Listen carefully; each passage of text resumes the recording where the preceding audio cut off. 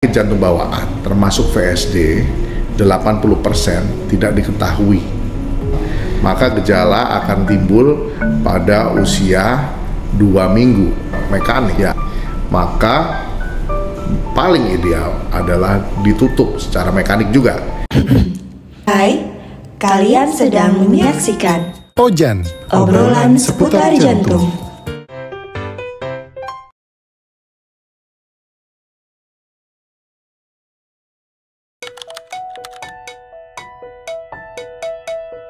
VSD atau ventricular septal defect adalah adanya lubang atau hubungan antara ventrikel kiri dan ventrikel kanan.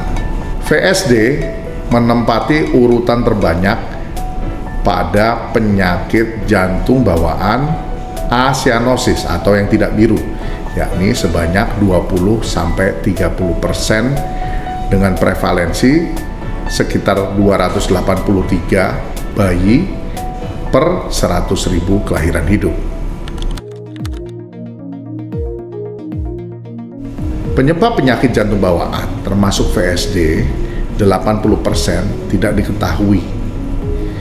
Tapi 20% ini diduga berhubungan dengan Mendelian syndrome, kemudian paparan zat aktif atau toksik, dan paparan bahan kimia.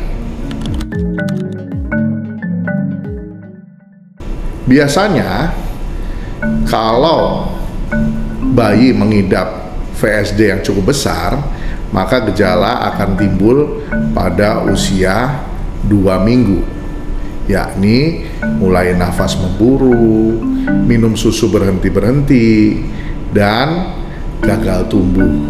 Artinya kenaikan berat badan tidak sesuai dengan target yang diharapkan. Nah, pada usia lebih dari 3 bulan, ketika tekanan paru mulai turun, maka bila terdapat lubang termasuk VSD, maka akan terjadi batuk panas berulang sehingga sering membutuhkan perawatan di rumah sakit. Pada prinsipnya, bila ada lubang yang menyebabkan gangguan mekanik, maka paling ideal adalah ditutup secara mekanik juga. Dengan kemajuan teknologi, kita bisa melakukan tutup VSD dengan intervensi non bedah. Nah, intervensi non bedah sekarang juga dengan keadaan yang lebih baik, mempunyai efektivitas dan efisiensi yang sama dengan teknik bedah dengan lama rawat yang jauh lebih singkat. Beberapa tipe VSD dapat menutup sendiri, yakni VSD muskular dan VSD perimembran dengan diameter kurang dari 5 mm. Tetapi untuk VSD inlet dan VSD subarterial double committed ini tidak akan menutup spontan.